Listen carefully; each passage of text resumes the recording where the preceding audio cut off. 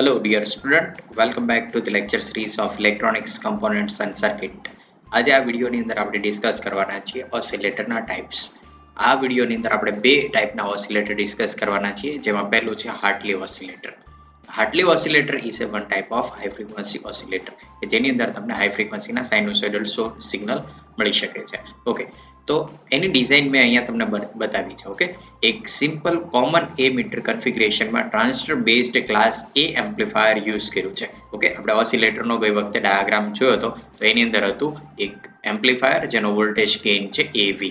Okay, આ એમ્પ્લીફાયરનું જે output છે એ આઉટપુટ તમે પોઝિટિવ ફીડબેકથી આપશો તો તમને જે આઉટપુટ મળશે ફાઇનલ, એની અંદર કન્ટિન્યુઅસ સાઇનોસોઇડલ સિગ્નલ મળ્યા કરશે.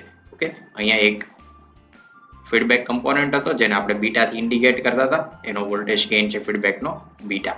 ઓકે, તો આ થઈ ગયો બીટા વોલ્ટેજ ગેઇન વાળો ફીડબેક, અને અહીંયા પોઝિટિવ ફીડબેક આપેલો છે, અને અહીંથી આપણે આઉટપુટ સિગ્નલ લેતા હતા. આ રીતે ફીડબેક છે એપ્લાય થશે. તો અહીંયા જે સિગ્નલ તમને મળશે કન્ટિન્યુઅસ સાઇનોસોઇડલ સિગ્નલ મળતા રહેશે. ઓકે, પ્લસ એમ્પ્લીફાયરની અંદર આપણે યુઝ કરતા હતા એક ડીસી પાવર સપ્લાય, તો અહીંયા આવી જશે VCC DC power supply. Okay, અને અહીંયા આવી જશે ગ્રાઉન્ડ. ઓકે, તો અહીંયા આની આ જે ડિઝાઇન છે, બ્લોક ડાયાગ્રામ ડ્રો કર્યો તો એની એ જ વસ્તુ છે. ઓકે, અહીંયા એક આપણી પાસે NPN ટ્રાન્ઝિસ્ટર છે. NPN ટ્રાન્ઝિસ્ટરને આપણે કોમન એ મીટર કન્ફિગરેશનમાં સેટ કરવું હોય તો અહીંયા આપણે એક વોલ્ટેજ ડિવાઇડર યુઝ કર્યો છે, જે અહીંયાના VBE વોલ્ટેજ છે એ VBE વોલ્ટેજને એ પ્રોવાઈડ કરે છે. જો VBE વોલ્ટેજ તમને 0.7 થી 0.7 વોલ્ટ ટુ 1 વોલ્ટ મળશે, તો એ કન્ડિશનમાં તમારું ટ્રાન્ઝિસ્ટર છે એક્ટિવ મોડમાં હશે, અને એક્ટિવ મોડમાં transistor work as an amplifier. Okay, તો આ ટ્રાન્ઝિસ્ટરને આપણે કોમન એ મીટર કન્ફિગરેશનની અંદર યુઝ કર્યું છે. દેટ મીન્સ ઇનપુટમાં એ મીટર છે અને આઉટપુટમાં પણ એ મીટર છે, બંનેમાં એ મીટર કોમન છે, તો કન્ફિગરેશન કોમન એ મીટર કન્ફિગરેશન થશે.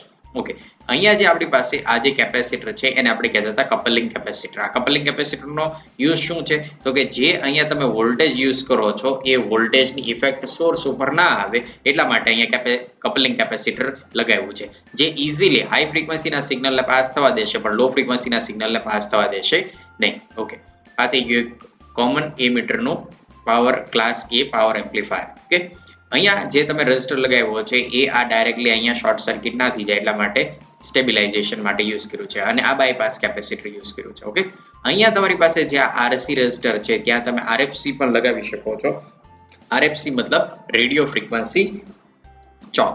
ઓકે, તો આ રેડિયો ફ્રીક્વન્સી ચોક છે એનું કામ શું છે, તો કે જે હાઈ ફ્રીક્વન્સીના સિગ્નલ અહીંયા ટ્રાન્ઝિસ્ટરના કલેક્ટરમાં પાસ થાય છે એને એ પાવર સપ્લાયમાં જતા બ્લોક કરશે. ઓકે, અને લો ફ્રીક્વન્સીના જે સિગ્નલ છે એને ઇઝીલી કલેક્ટરમાંથી એ મીટરમાં પાસ થવા દેશે. તો અહીંયા તમે RFC પણ કનેક્ટ કરી શકો છો, રેડિયો ફ્રીક્વન્સી ચોક.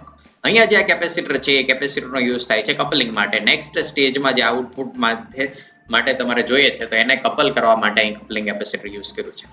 આ જે સર્કિટ છે એ છે ફીડબેક સર્કિટ. જે કંઈ સિગ્નલ છે એ આ બેઝ ઉપર તમે એપ્લાય કરો છો, એટલે અહીંયા જે VBE વોલ્ટેજ છે VBE વોલ્ટેજના લીધે ટ્રાન્ઝિસ્ટર છે એક્ટિવ મોડમાં જશે. એક્ટિવ મોડમાં જશે તો કરંટ છે આ રીતે કલેક્ટર ટુ એમીટર છે ફ્લો થશે. Collector to emitter current flow થશે એટલે અહીંયા તમને સિગ્નલ મળશે. અહીંથી જે સિગ્નલ આ રીતે પાસ થાય છે એ આવશે તમારી ફીડબેક સર્કિટમાં. ફીડબેક સર્કિટની અંદર જે તમને આઉટપુટ મળે છે, ફીડબેક સર્કિટની અંદર L2 ની એક્રોસમાં જે આઉટપુટ હશે, અહીંયા જે વોલ્ટેજ ઇન્ડ્યુસ થશે. ઓકે, કારણ કે અહીંયા એક તમારો પોઝિટિવ છે અને અહીંયા તમારો ગ્રાઉન્ડ છે, એટલે L2 ની એક્રોસમાં જે વોલ્ટેજ ઇન્ડ્યુસ થશે, ફોર એક્ઝામ્પલ VO વોલ્ટેજ કહીએ તો VO વોલ્ટેજ તમારો આઉટપુટ વોલ્ટેજ છે, અને એ જ વોલ્ટેજ તમે ડાયરેક્ટલી શું કરો છો, એ કપલિંગ કેપેસિટર થ્રુ બેઝ ઉપર પાછા એપ્લાય કરો છો, એટલે એને ફરી વખત બીટા ગેઇનથી એ એમ્પ્લીફાય કરશે. જે આ તમારું ટ્રાન્ઝિસ્ટર છે એક એમ્પ્લીફાયરનું કામ કરે છે અને બીટા ગેઇનથી એને એમ્પ્લીફાય કરશે. તો જે રીતે અહીંયા આપણે બ્લોક ડાયાગ્રામમાં જોયું હતું કે જે આપણું સિગ્નલ હોય છે, સિગ્નલ અહીંયા એમ્પ્લીફાયરને એપ્લાય કરો તો એમ્પ્લીફાયર છે એ AV થી એને મલ્ટીપ્લાય કરીને સિગ્નલ છે એ તમને આઉટપુટમાં આપે છે. ફરી વખત ફીડબેક આપશો તો બીટાથી મલ્ટીપ્લાય થઈને ફરી વખત આઉટપુટ એમ્પ્લીફાયરને મળશે. તો એમ્પ્લીફાયરના બેઝ ઉપર તમે અહીંયા સિગ્નલ પ્રોવાઈડ કરો છો, તો બેઝ ઉપર સિગ્નલ આપશો એટલે ઓટોમેટિક તમારું સિગ્નલ છે એ ફરી વખત એમ્પ્લીફાય થવા માટે જઈ શકે છે. તો બેઝ ઉપર સિગ્નલ પ્રોવાઈડ કરશો એટલે એમ્પ્લીફાય થઈને ફરી વખત અહીંયા તમને આઉટપુટ મળશે. એમ્પ્લીફાય થયેલું આઉટપુટ ફરી વખત તમારી આ જે ટેન્ક સર્કિટ છે, એલસી સર્કિટના ટેન્ક સર્કિટ પણ કહેવામાં આવે છે. તો ટેન્ક સર્કિટમાં જશે અને L2 ની એક્રોસમાં જે વોલ્ટેજ હશે ફરી વખત ફીડબેક થઈને પાછું એક કપલિંગ કેપેસિટર થ્રુ અહીંયા બેઝ ઉપર મળશે. તો આ રીતે આખી પ્રોસેસ છે એ કન્ટિન્યુઅસ થયા કરશે, જેનાથી તમારો આઉટપુટ છે એ કન્ટિન્યુઅસ તમને ડીસી પાવર સપ્લાયમાંથી મળ્યા કરશે. ઓકે, અહીંયા જે ડીસી પાવર સપ્લાય મૂક્યો છે એનાથી આઉટપુટ તમને કન્ટિન્યુઅસ સાઇનોસોઇડલ સિગ્નલ મળ્યા કરશે. તો જે હાર્ટલી ઓસિલેટર છે એની અંદર એલસી સર્કિટ જે આપણે યુઝ કરીએ છીએ, એલસી સર્કિટમાં L2 ની એક્રોસના વોલ્ટેજ છે બેઝ ઉપર એપ્લાય થાય છે, ખાસ યાદ રાખજો.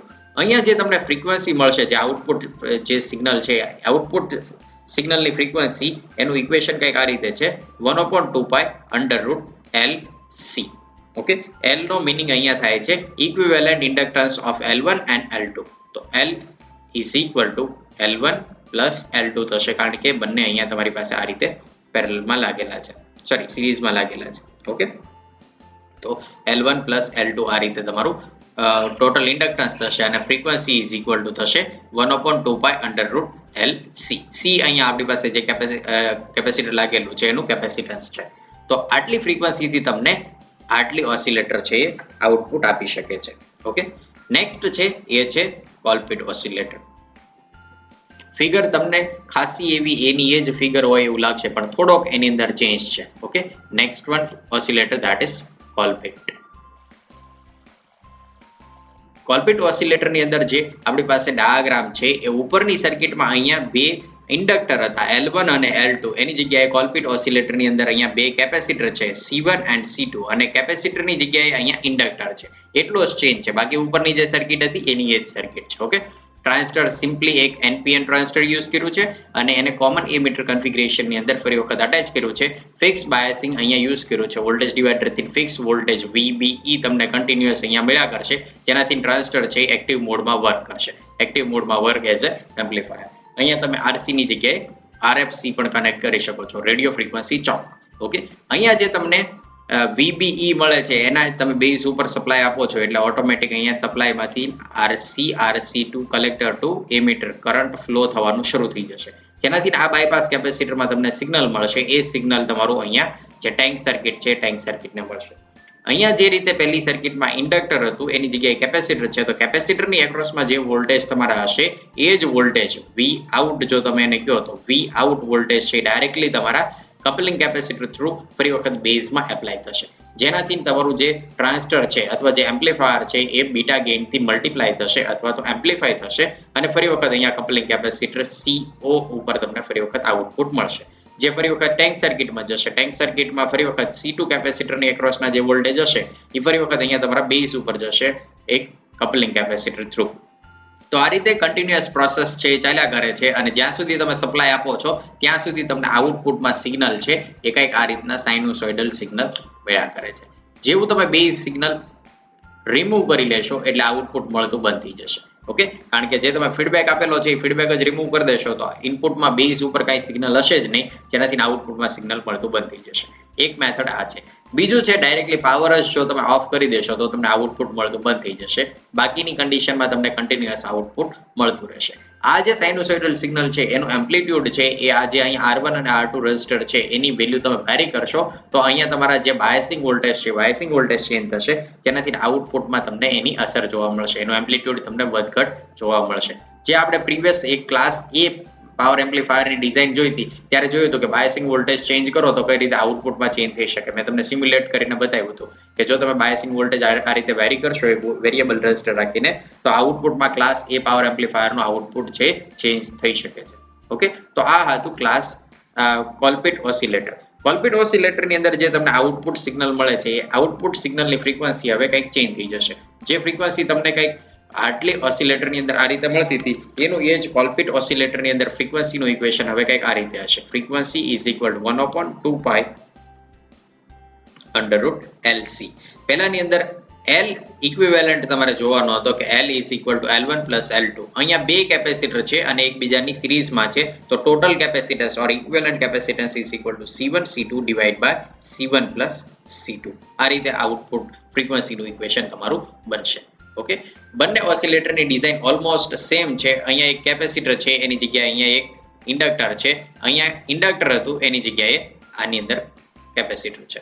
તો કોલપિટ ઓસિલેટર યાદ રાખશો તો કોલપિટની અંદર કેપેસિટર આવશે, એવી રીતે તમે એને યાદ રાખી શકો છો. ઓકે, કોલપિટની અંદર 2 કેપેસિટર યુઝ કરવાના થશે અને હાર્ટલીની અંદર 2 ઇન્ડક્ટર યુઝ કરવાના થશે. બાકી સિમ્પલ એક કોમન એમીટર કન્ફિગરેશનની અંદર ક્લાસ એ પાવર એમ્પ્લીફાયરનો યુઝ કરેલો છે.